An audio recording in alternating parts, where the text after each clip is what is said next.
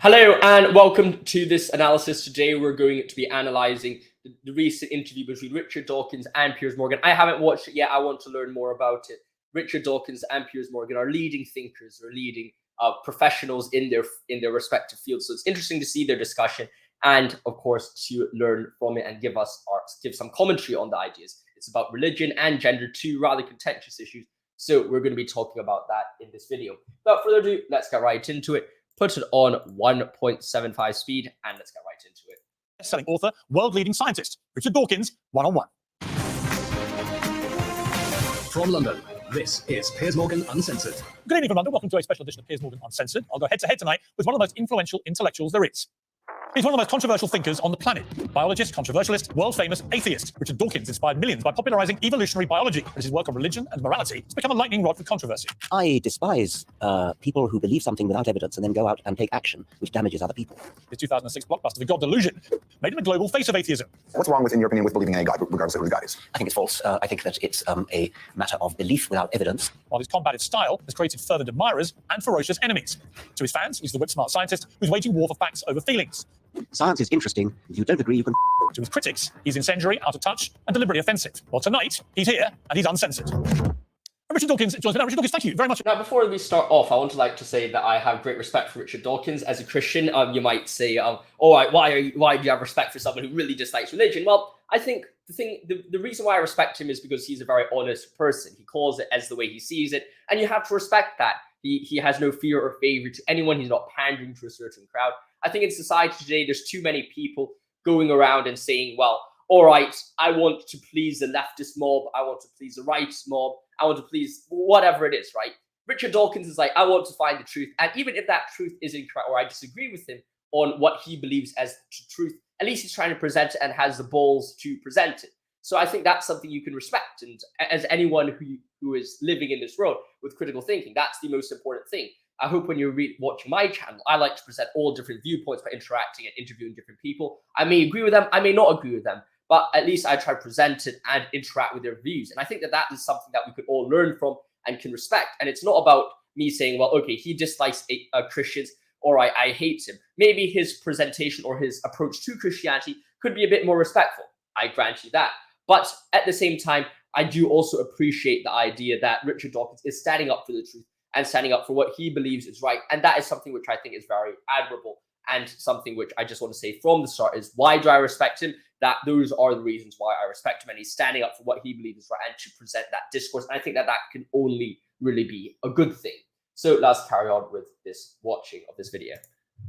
Indeed, for agreeing to appear on Piers Morgan Uncensored. Hello. I assume you will be uncensored. Of course. You've never been censored, have you? No. And people have tried to censor you. I'm going to come to a bit of that later. This cancel culture has even come to your door. What do you make of that? People these days not wanting to hear opinions they don't like. I think it's very sad. I think, especially in universities, where I spent all my life, universities are places where you should be free to speak your mind and listen, even to something that you don't like.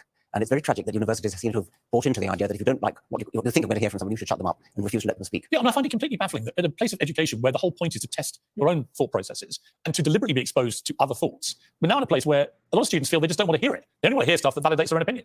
They use this word safe. They want to feel safe. And university is the one place where you should not feel safe. Yes, that should be. And this is something which I think is very true. And I share a background with Richard Dawkins. In fact, we both are at the University of Oxford. And as a result, when he's talking about the idea of cancel culture, especially even at the leading university, at Oxford University, that is something that you really have to be careful of. And it's something which is really negative to society, because both me and Richard Dawkins both were in that Oxford setup. And I am currently in that Oxford setup. I'm not sure whether Richard Dawkins is an emeritus professor or what his position is with the university. But what is clear and what is true is that there is a situation where universities, leading institutions at that, are trying to prevent free speech and free discourse, which is a very dangerous thing. And it's something that definitely has to be wrestled with, and something which has to be fought against. Because at the end of the day, if we start cancelling people in universities, if we prevent dialogue in areas where we need to learn, then, well, that is going to take away from your learning experience, and that is going to take away from how you appreciate the world. And as a result, having that cordial dialogue, having that cordial discussion in these important educational institutions, well, that's the only way we can go forward. And if you're going to bring that cancel culture into those universities, then, well, you're going to have a very big problem ahead. And we're already beginning to see the dangers of that in society today, where you have people who are so bigoted, people who are so one-minded, especially people on the left, or the far right who just are unable to see the truth and are unable to appreciate different viewpoints. And that's just naturally the problem with these discussions. That's just a really big problem that we have to think about when you're thinking about cancel culture, is that you cannot let that into universities. Otherwise, that would always be a problem. Dangerous. Yes, exactly. In terms of thinking, Yes. you know, I just think you want to be constantly challenged and provoked about what you believe and what you think. You want to be physically safe, but Yes. intellectually you should be challenged. I'm going to come more to this because I think the whole cancel culture, woke kind of world we live in, is a fascinatingly disturbing one, and you've got strong views on it. But I want to start, because you're known as one of the world's big thinkers, I want to start with some big theme stuff. And I guess there's no bigger theme than... Well, I definitely think that that's the case. And I think what he says is, well, there has to be freedom of thought and not freedom of physical violence. So that what he's trying to say is, well, you should allow people to be safe, feel safe, so they're not going to get beaten up. But at the same time, they should be exposed to difficult ideas to wrestle with. And that is exactly the point of university, and that's something which is very important.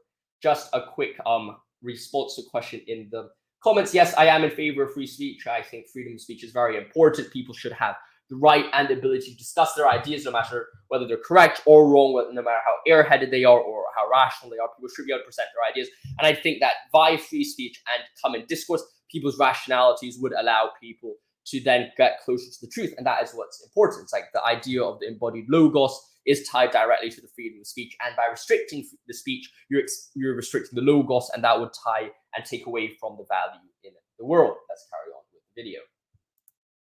Evolution itself. And I think I'll ask a question like this. What do we know now about where we've come from? And what don't we know? Okay, we know once you've got a self-replicating entity, nowadays it's DNA, but it wasn't originally. Once you've got life started, once natural selection, Darwinian natural selection has got going, then we pretty much understand the 4 billion year history of what's given rise to us and all other living creatures. We don't know how it started, and that's still a mystery, and it may always be a mystery because it happened a very long time ago, and we may never know exactly what did happen. We know the kind of thing it had to be. What kind of thing do you think it was? It was the origin of a self-replicating molecule, a molecule that makes copies of itself. DNA is such a molecule, but the original one was almost certainly not DNA, because DNA is it's been called a high-tech replicator. There had to be a precursor to DNA. Something, the laws of chemistry gave rise to a molecule which had this unusual property of making copies of itself, which mutated, changed in random ways, and that gave rise to competition between rival versions of it, and that gave rise to the whole panoply of life eventually. Okay, so I'm a Catholic. I was raised a Catholic, so I'm a religious person, which I know is anathema to you, and we'll come to that. But my arguments with atheists, historically, have always come down to one thing, and maybe you've got an answer which will persuade me of the folly of my ways, which is this.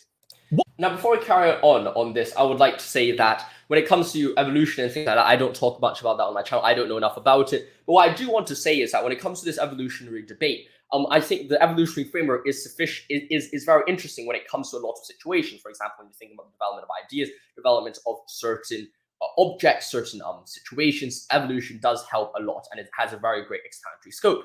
But then now the only problem is, well, how big is that explanatory scope? And it can explain the full phenomenology of life. And when you're thinking about this, I'm thinking, well, when you're approaching life, you need to find a framework which has an explanatory scope, which can be a one-to-one match, or at least a very close one-to-one match to phenomenology. And if you cannot have that one-to-one match, and it's very far from it, then there is a very big problem with that framework. And that's the problem, the main problem I have with evolution, is that it doesn't fully explain the phenomenology of the human species. Yes, it can explain some of it, but it doesn't explain all of it, and not sufficient enough to provide a framework which has that one-to-one match. So that is a very big problem and worry I have about evolution, is that it is an insufficient sample. I'm not saying it's wrong, I'm saying it's insufficient. There's two different things there.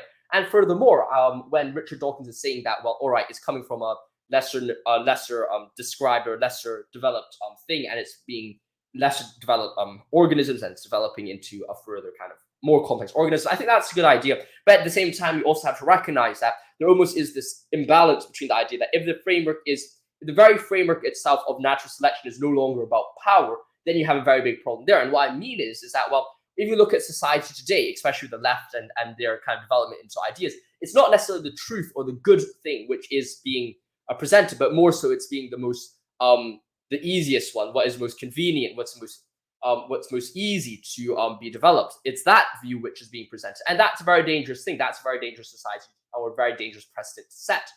And as a result, when the frame, and what I'm trying to develop with this example is that when the frameworks of your evolutionary development is no longer suited towards the truth, is no longer suited towards the good, well, then you can have very dangerous things coming out of it. So psychologically, there is a very dangerous thing that we have to keep our mind out for, is that we need to make sure that the standards of our discourse is aiming towards the truth, aiming towards what is good, and not some degenerate idea that we a lot of times see in society today.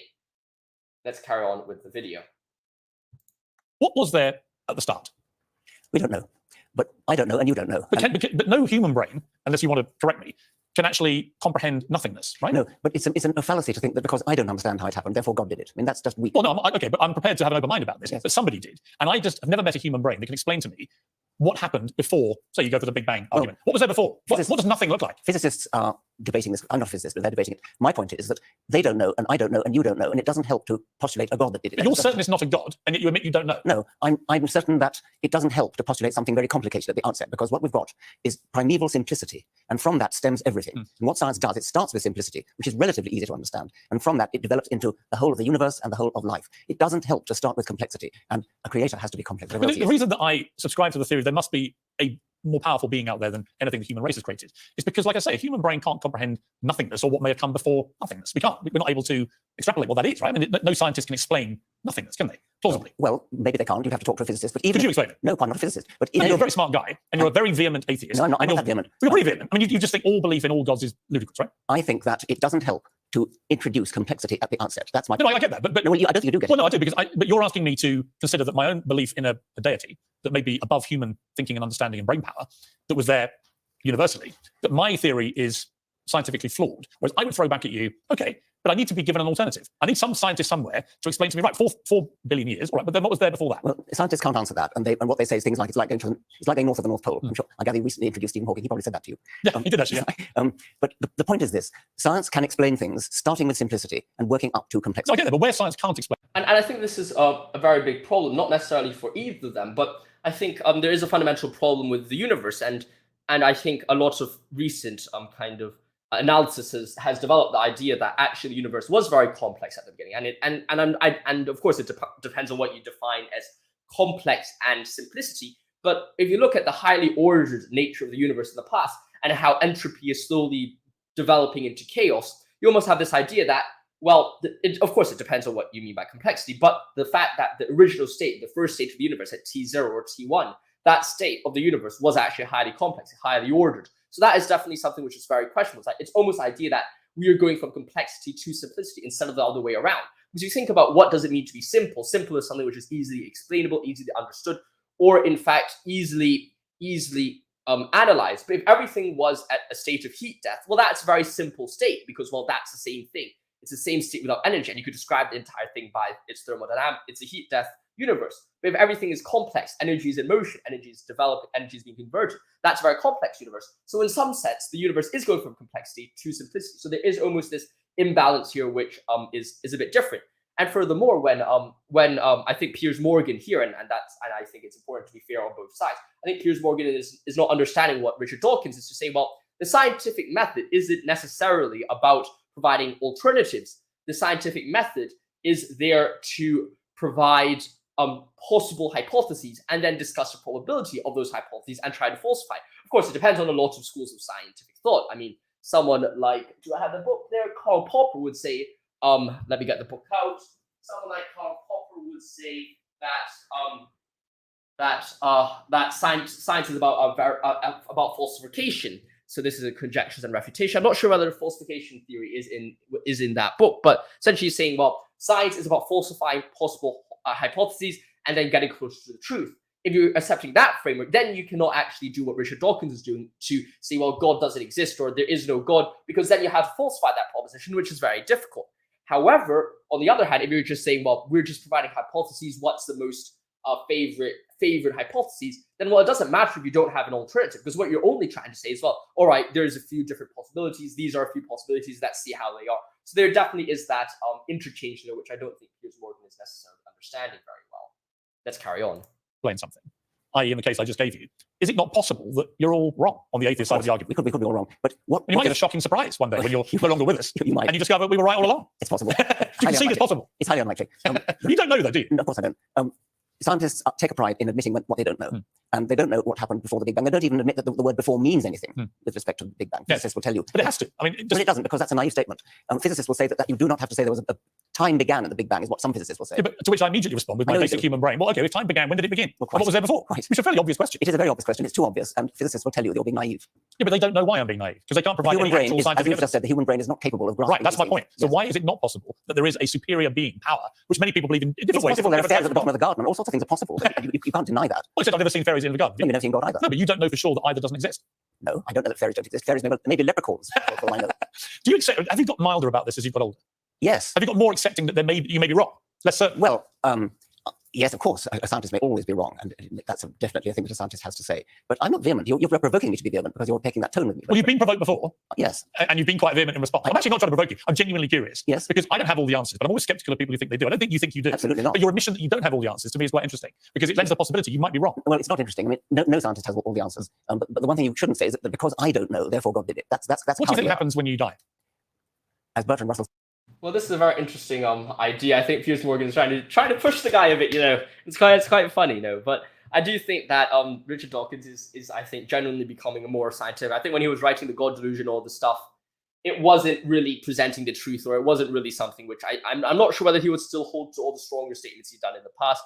He's presented in the past. But I think as time goes on, you realize the more he's falling back to a scientific perspective, the more humble he is and the more honest he is, and that's always a very good thing, I think, for everyone to learn from. It's like you could recognize that you're wrong in a certain circumstance, and then you could develop from it. So that's a good idea.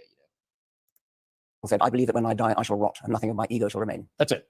Yes. Yeah, nothing. There's nothing else. How could it be otherwise? I mean, you have a brain, an evolved brain, which works by nerve impulses, and when that decays, what could possibly be left? So you don't believe in, for example, a spirit or a soul? None of that that's all conditional entirely on a link to an actual cerebral. Yes, if by spirit or soul you mean something that outlasts the brain, then I do not believe in it. No. Really? Well, how could I? Well, people who've gone through weird sort of out-of-body, near-death experiences where they've been pronounced dead for a few minutes, they always talk about, almost all of them talk about this weird... There's a tunnel of light at the end. Yeah, so I mean, it could be, couldn't it? Yes, well, read Susan Blackmore on that. Would you like to be pleasantly surprised, or would you be appalled if you were wrong? Well, I would be pleasantly surprised for a while. I don't think I'd like to live for all eternity, would you? I don't know, depends what it's like. Well... Eternity was watching, cricket at Lord's all day and watching Arsenal win every weekend. Yes, give me that. Really? Well, if eternity is blissful and a wonderful experience, as some people believe... I think there is something actually rather frightening about eternity, and I'd be quite glad to be spending it under general anaesthetic. Do you fear, given the finality of what you think death to be, do you fear it as you get older? I fear the process of dying, but when you're dead, you don't know anything. It's just like before you were born.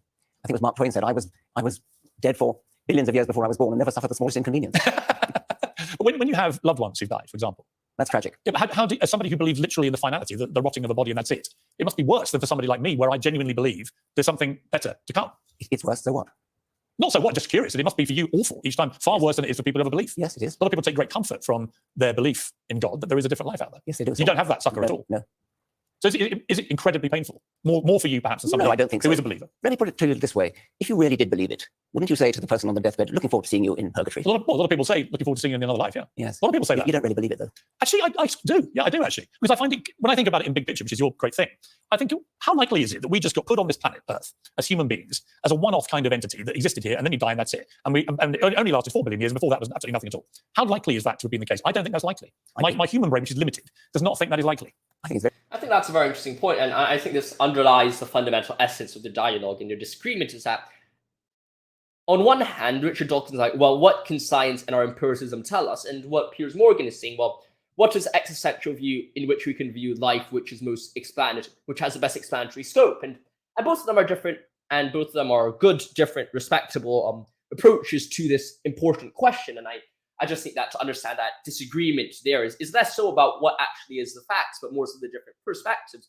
One hand, Piers Morgan is saying, well, actually, what is the best, most satisfying existential solution of the phenomenology and the experience of being in the world? Whereas Richard Dawkins is like saying, well, I don't care. Let's just face it. Let's hard face the truth. And then the problem arises. It's like, actually, it's not scary. In fact, you almost fall into some form of nihilism in that situation. So it's a very interesting a contrast which you're seeing between the two thinkers and the two people. So that's a very interesting thing to note. Let's carry on with this video. Very likely. That's exactly what happened, yes. We are a tiny, tiny dot in the universe. Right? Exactly. So you don't know what else is out there, really, other than what scientists have already established. No, I think it's highly likely that there are other beings out there which are much cleverer than we are. Superhuman, not supernatural, but superhuman. And I would love to meet them.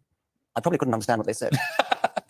We'll take a short break. I want to come back and I want to talk to you about where we are in the world right now, which I think we can reach points of agreement here about the cancel culture, wokery, and what it's doing to us as human beings. About Richard Dawkins after the break.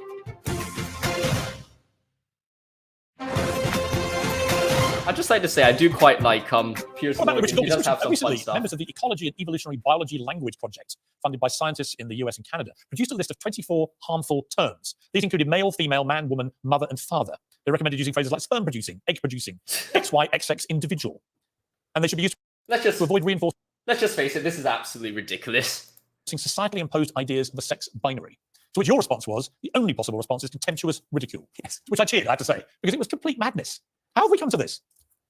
English is my native language, it's your native language, and I propose to use it in the way that I have always used it, and I'm not going to be censored by.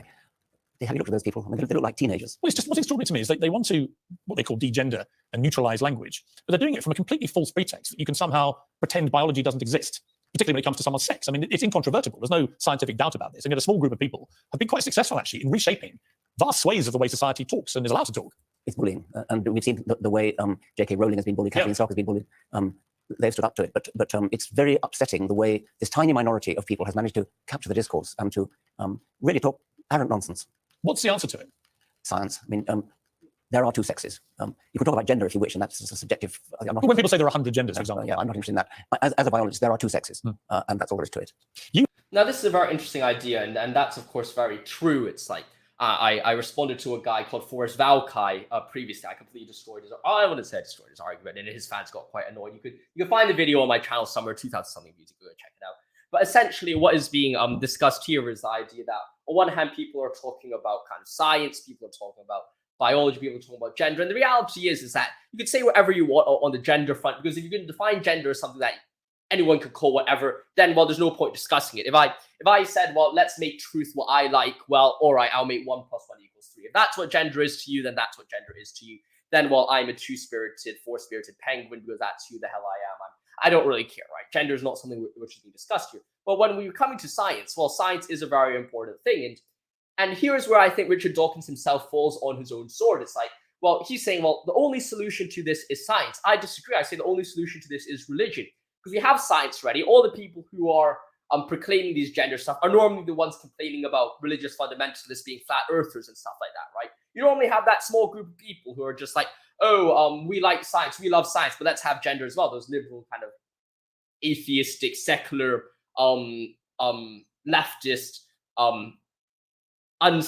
science-loving, woke people who are promoting these, right? Most people, and I mean, it even says in this title, which as scientists suggest using scrapping using man, woman, mother, and father, you have the idea. Well, actually, if you turn it around, you then notice that seriously, science isn't the solution to this. It seems like you need to have a more fundamental existential view on it, or a more phenomenological view on it, to say, well, actually, when you're using man, woman, mother, and father, and these kind of ideas, they have ontological significance, and they're not just some random idea that you're pulling out of nowhere. They're not just some idea that you can view from science. It has some fundamental significance. And if you accept that fundamental significance and that framework, then you have that way forward. And that's something which is important. So I don't think science is the solution to it. I really don't. And I think that the ones who suggest science will help is only going to hinder us in the future. You had a Humanist Award stripped in 2021 because of your comments about this kind of thing. You had a tweet in April of that year. In 2015, you tweeted, Rachel Dolezal, a white chapter president in America, the NAACP, was vilified for identifying as black.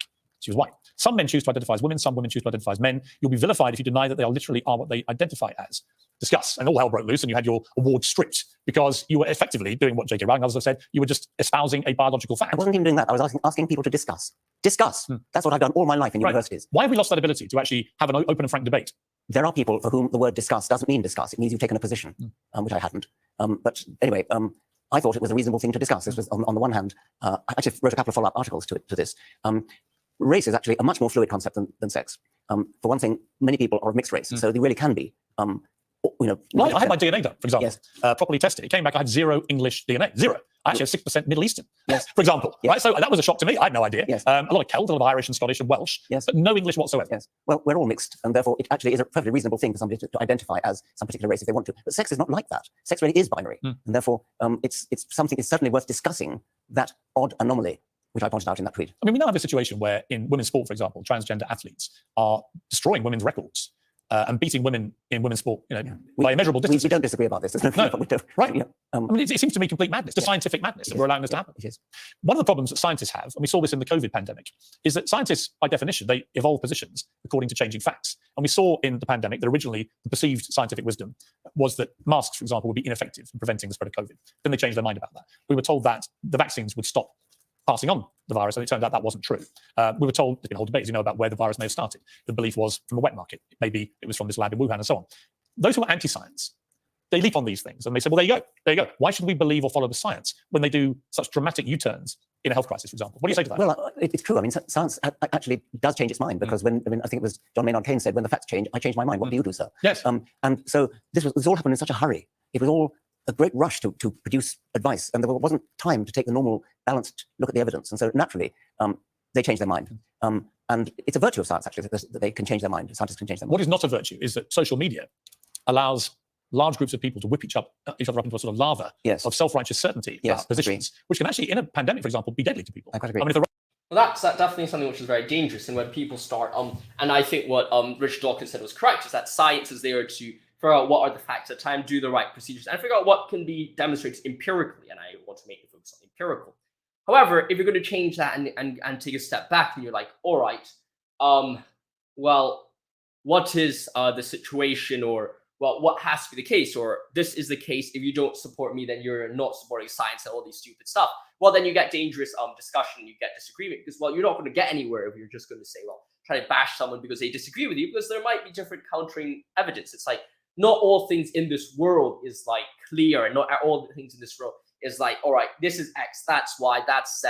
We know everything to 100% certainty. That's not the world we live in. So as a result, as humans in this world, it's very important that we recognize that lack of certainty and understand that we always have to develop, especially in the field of science, right? Fields of religion, other things, there can be a bit more certainty on certain issues. However, when it comes to science, there always is that room for improvement and room for development. Let's carry on. Wrong types of people who are most vulnerable to, say, a COVID virus, if they believe this stuff and don't, for example, get what was pretty extensively seen to be a pretty safe vaccine in most cases, could kill them. Yes. What do you think about that new phenomenon in society, social media, creating these kind of It is interesting. radicals? It interests me a lot, actually, because there was a time when you could express your opinion by writing a letter to the newspaper, and chances are it would be not accepted by the editor. But that was it. That was the only way you could communicate. Now anybody can do it, and so it is actually possible for the sort of people who write graffiti on walls to reach the world if they get the. Do you like social media? No, I don't. On the whole, I use them, but I don't like them. Why? Because there's a culture of nastiness, there's a culture of hostility, a culture of outright rudeness. And has that always been there, and we're just seeing it manifest itself now because of social media? Or do you think the very nature of social media whips people up into be something that they're not normally? I think you wouldn't normally actually yell insults to somebody's face if you met them in the street. And that's in effect what's going on.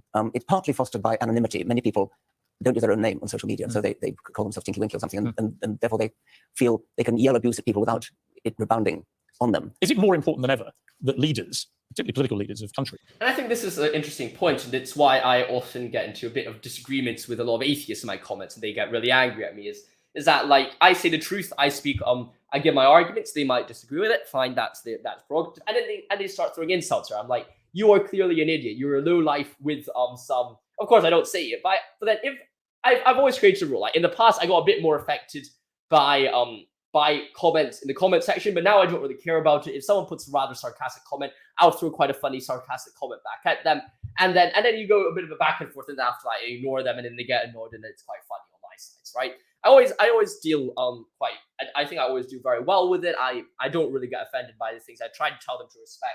I tell them to promote that discussion, because I do know that people can get offended, and that not everyone is as thick-skinned as I am. You can throw insults at me all day. I don't really care too much about it.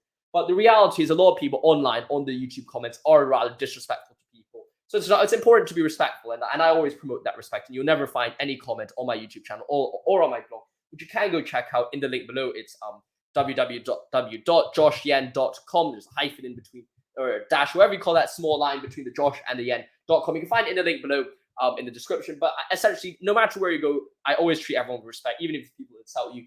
I treat them with respect. And of course, it is difficult at times, because the reality is a lot of times when people are annoyed on Instagram, it's very easy for people to get angry at each other. Oh, I'm right, you're right. Oh, you're stupid, you're an idiot. And it just goes on forever, right? It's important to understand the clash of heads is not always crazy. It's not always bad. If someone's trying to punch you, just ignore them, right? They're anonymous. They mean nothing.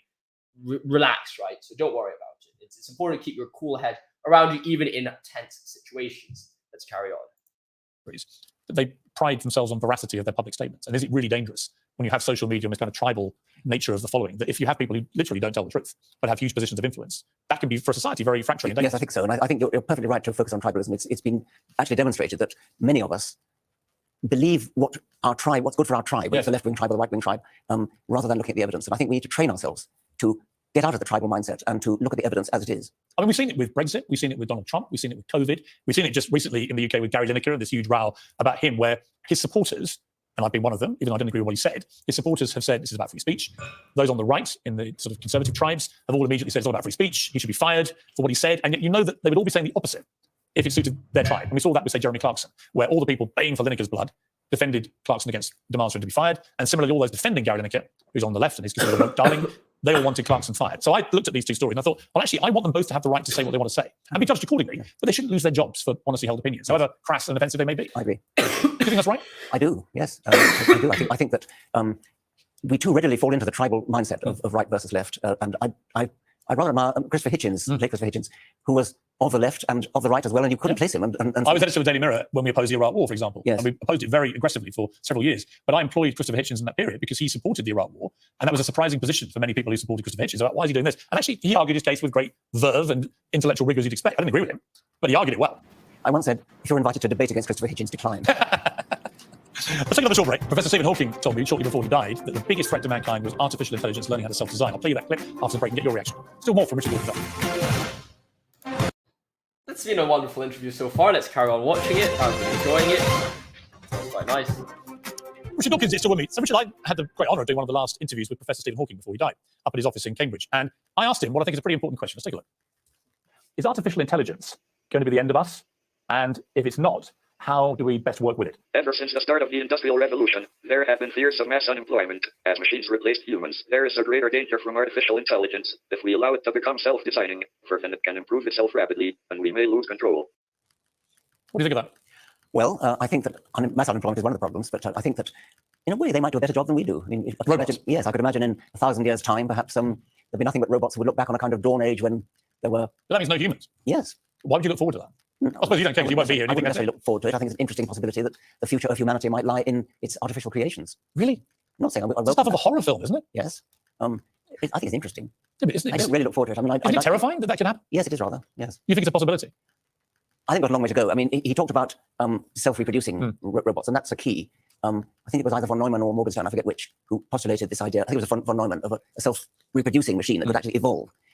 Well, I think we probably are on the threshold of a major breakthrough in artificial intelligence. I'm not that impressed, by the way, with the one everybody's talking about now called the Chat GPT. Yeah, I had a go on that, and superficially impressive. But then I happened to mention Helen Spurway, who was the wife of J.B.S. Haldane, the great biologist, and it said later Helen Spurway married Richard Dawkins, which she didn't, presumably. She did not. So it's inaccurate. Yes, and many major factual errors of that sort. Yeah. Yeah, that's one of the things about ChatGPT is like some things are right and some things are a bit questionable, right? You don't know where it's getting its information from. But I think AI in general is a very interesting thing, and my good friend Warren is currently analyzing AI a bit more than I do. I don't know much about AI, so I suppose I could get him to talk about AI on my channel.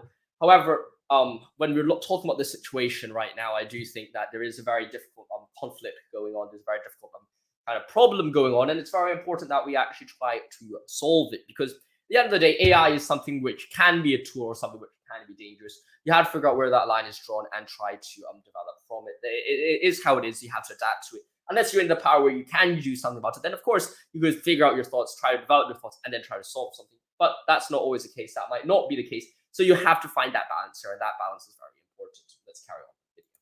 But this early days reminds me a little bit of when they used computers to play chess against the grandmasters. The grandmaster set the computer packing, but then the computer got better and better and better. And now there's no human being who can beat the best computers in chess, that's right, or even come close. Yeah. So you have to assume that this chat thing, AI chat, is going to get progressively better. Right? I think the problem is playing chess is one thing because it's a limited domain, and there've been other AIs that have worked on coloured bricks on this table. You know, put the blue one on top of the red one and then knock it over.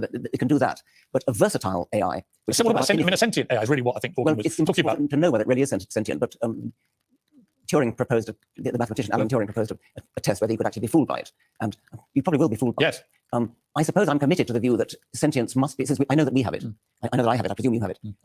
I think I'm committed to the view as a materialist. It must be in principle possible for a machine to be sentient.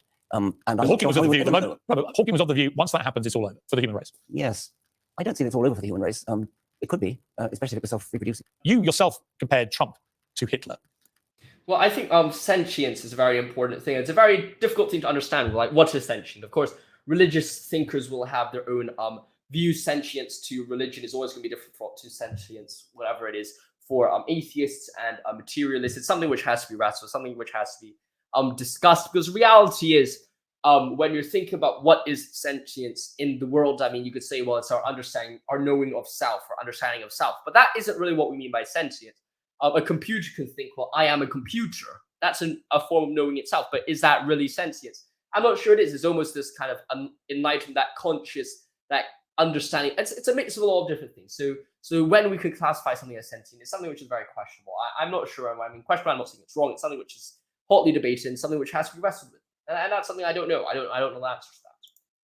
These Oh, did I? I mean, I would hesitate to compare anybody to Hitler. Well, you said, in a way, you said national pride has evil consequences. Prefer pride in humanity. German pride gave us Hitler. American pride gave us Trump. British pride gave us Brexit. If you must have pride, be proud that Homo sapiens could produce a Darwin, Shakespeare, Mandela, Einstein, Beethoven. Yeah. So the implication was that pride leads into dark places. But that's different from that. I agree with that. I stand by that. I don't stand by comparing Trump to Hitler. I mean, they're both liars. Is it always a mistake to evoke Hitler and the Nazis? Unless literally you're talking about people who killed millions of people. Pretty nearly, yes. I mean, Hitler was such an outlier that I would hesitate to compare anybody to him in a full sense. I mean, you can compare in one sense, like Trump and Hitler are both mega liars. That's true enough. But I wouldn't go much further. What are the other dangers, do you think, facing mankind? Oh, well, nationalism, national pride. Of the kind that we saw with the Nazis, where they literally want to take over the world. Yes, and in a smaller way, we're seeing it with Putin. Obviously, climate change is one we have to worry about. Artificial intelligence is perhaps another one. You said before that Islam, or fundamentalist Islam, is one of the great threats. I think fundamentalist faith, where you believe absolutely that you're right without any evidence, is a major danger, because that licenses you to do anything. If you really, really sincerely believe that you've got right on your side because God told you, then really, I can sort of understand how the Inquisition mind worked and how the modern Islamist mind Would you be accused of being an Islamophobe? Are you? Or would you be taking the same view of the Christians back in the 16th century? Well, I'm not an Islamophobe. What I'm phobic about is clitoridectomy, of throwing gay people off buildings, banning dancing and music and having fun generally. I'm phobic about all those sorts of things, but that's different from being Islamophobe. That's a very interesting thing, and I think that's correct. It's like, well, there has to be a line which is being drawn here. It's not to say, well, all right, us religious people have to say, well, we're right all the time. We have the word from God. That's not the case, right?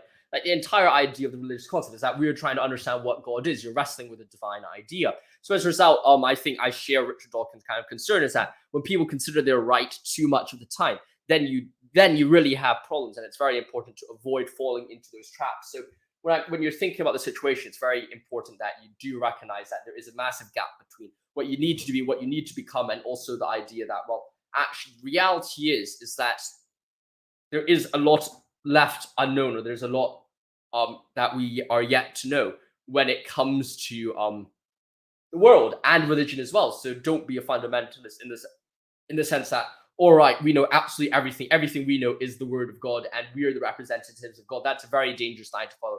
Even people who are greatly religious, who tried their whole life to understand God, don't even know a single speck of it. So don't even try to fall on the line of saying, well, I have the divine truth from God. That is just absolutely incorrect. I'm not saying that you don't have a divine source of wisdom like the Bible or stuff like that. That's not what I'm trying to say. What I'm trying to say is that don't fall into lack of critical thinking. You really should analyze things and really should struggle and wrestle with the idea of God. That's something which is natural in our conscious, and that's something we have to do as religious people, and responsibly as religious people. Muslims are the biggest victim of Islamism. Yes, they are. There's been a big debate about this ISIS bride, Shamima Begum, whether she should be allowed to come back to this country. Do you have a view about that? I will not say. You'd rather not say? I haven't studied it enough.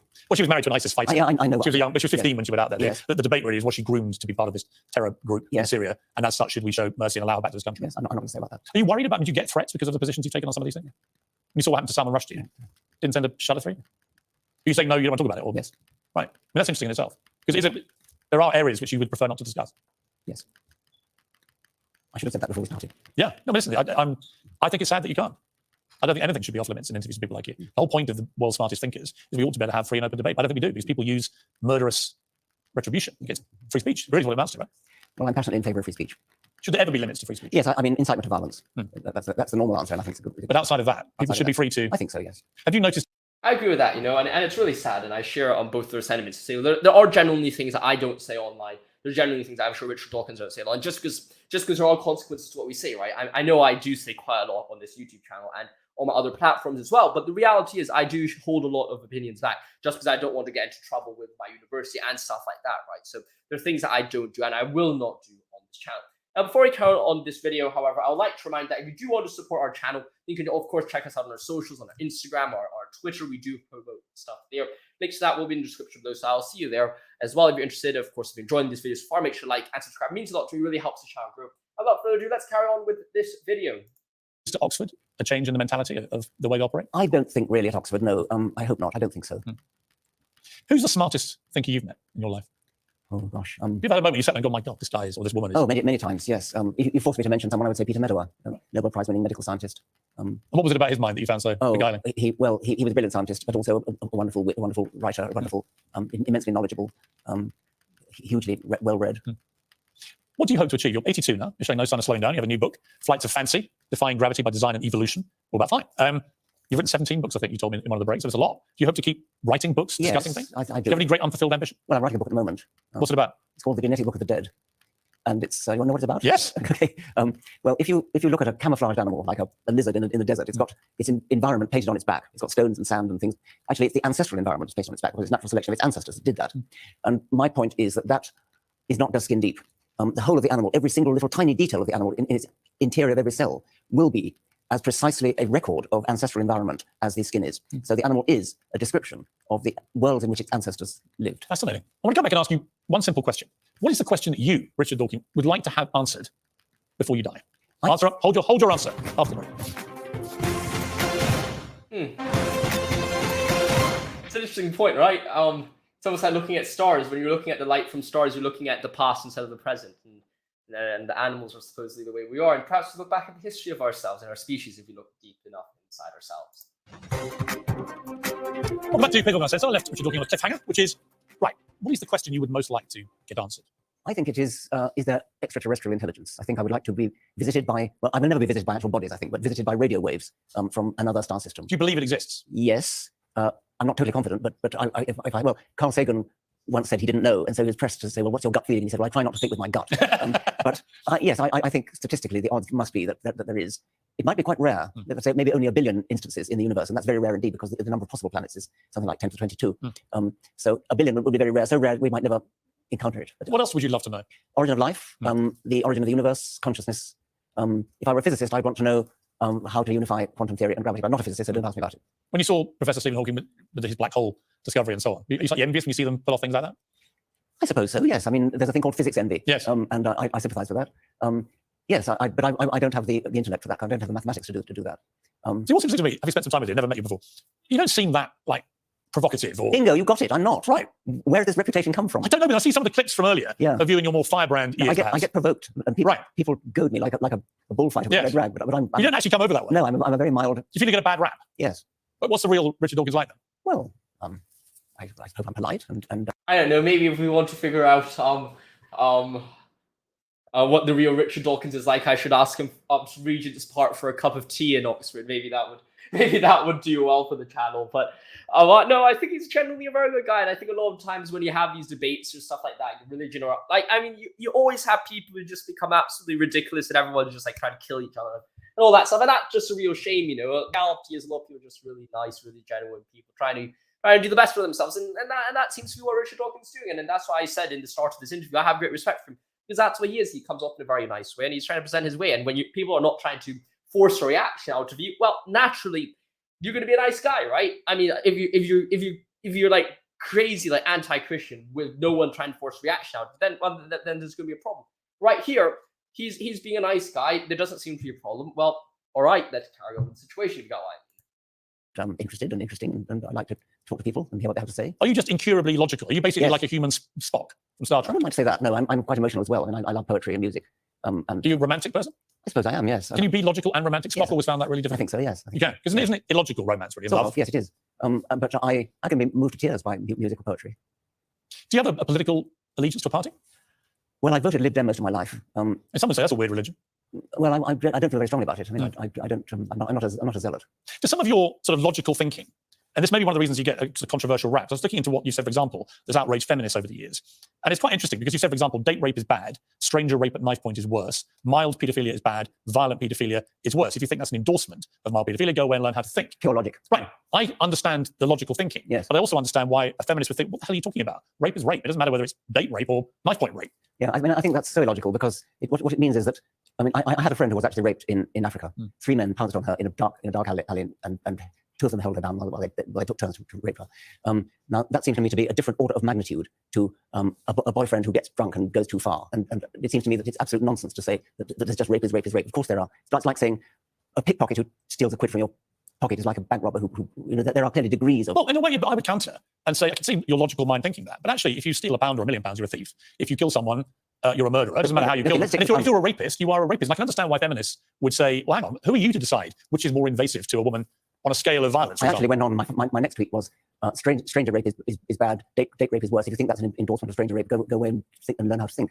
The point was, go away and learn how to think if you think that talking about one thing being milder than the other is an endorsement of the mild one. Of course it's not. No, I don't think it's that, but it's more like you're drawing a kind of comparative scale for something where a woman would say, many women would say, that actually rape is rape. It doesn't actually matter how it manifests I know itself. they would. Let's go back to the stealing a quid from robbing a bank. You're surely not saying that they should have the same jail sentence because theft is theft is theft. No, but they're all Why thieves. not? They're all thieves. Yes, but so what? They're all thieves. Well, you wouldn't get the same jail sentence for varying degrees of sexual assault. Good. That's what I'm saying. Right, but a woman might say that they can be equally as invasive and terrible for someone's life. I believe that, yes. That's possible. Yes, possible. Yeah. Your logical mind would allow that thought process. Yes, and all I said was, if you think that's an endorsement of the mild one, go away and learn how to think. Have we lost the ability to think logically and critically about things? Well, some people may have. Would you sense we have? Everyone's quick to pounce on these kind of things and say, so. I'm outraged. I think so. But they haven't really thought through what they're outraged. Let me take one of the other ones you mentioned, mild paedophilia. Yeah. I got hell for that. Yeah. I was the victim of mild paedophilia at school. I expect you were. Many people were. I wasn't, no. I'm glad to hear it. You were? Yes. Now, suppose I had said, this has ruined my life. It's a total catastrophe. Then somebody who really was raped by a priest, say, or by an uncle or something, night after night after night, he would say, how dare you compare your 15 minutes of embarrassment to what I went through night after night after night. That's what I was saying. You get it? I get your argument. I'm not entirely sure I completely concur with it because I think what you're trying to do is individuals are individuals. They all react to things in different ways. I could imagine there'd be some people who've been through what you went through who would be scarred for life by it if a different type of personality. You clearly say you're not. Okay. I mean, most of my friends at that school were. Really? And we just joked about it. Because you were at Applethorpe, right? No, God, no. Oh, that's Catholic school. Which one were you at? Well, that's not relevant because it's I don't want to mention it. Right. Have you talked about it before? Oh, I think so, yes. Yeah. It's no secret, and it's not a big deal. It's in my autobiography. Not a big deal, but it's in my autobiography. Yeah. Yeah, I mean, it's interesting because I can have really conversations like this with people all day long, and I wouldn't be outraged by stuff I hear. I'd want to argue and challenge and get to the bottom of what you're really thinking. But we don't live in that kind of world anymore. People live in soundbite alley. Yeah, they do. They just want to pick out a line and then be incensed by it. Yes. And we've also got a culture of just general victimhood, I think, in society. And that's very dangerous thing, the victim mentality. That's something I've always preached on this channel and always thought about across all my channels. No matter what situation you are, the moment you become resentful, the moment you play the victim, you're always going to be worse off. You're always going to lose for yourself and for society. That's always going to lose. So you always have to fight against it. That's something I've always proposed on this channel. Let's watch the end of this video. Want to be a victim. They want to play a victim. They want to play that victimhood card because they think it's something that now gets celebrated and can be rewarding, actually, for some people. I think that's true. That's different to how society used to be. I think that's true, yes. Are we going the wrong way? Well, if you're right, yes. Do you think I'm right? I think you probably are. You know who Dr. Spock is, right? Yes, I do. He was Mr. Logical. Yeah, I know. Yes, I know. Do you not think you're the human manifestation of him? No. What's the one thing you'd like to achieve now, in the rest of your life? Well, I think I'd like to be known for science and for helping people to understand science, for understanding science myself, and not known for being vehement and an atheist, which is only 2 of my books. You find it, you've got a chance to write your own headstone. Here lies Richard Dawkins. He... I think I'd maybe copy Jacques Monod, the great biologist. He said, je cherche à comprendre. I seek to understand. Well, I sought to understand. I think I understand you a lot better after meeting you. Richard Dawkins, thank you very much indeed. Thank you. Enjoyed it very much. That's it from me. Whatever you're up to, keep it uncensored and like Richard Dawkins. Keep asking questions. That seems like a wonderful interview. Hopefully you enjoyed the interview as much as I did. I haven't watched this before, so this was a genuine, intuitional reaction to the situation. So I hope you've enjoyed it. If you enjoyed these videos and want more, then let me know in the comments below. Happy to discuss them with you there. Stay safe, my friends. See you soon. Thank you for watching, and goodbye. I will see you in the next one, I suppose. Well, have a great one, my friends.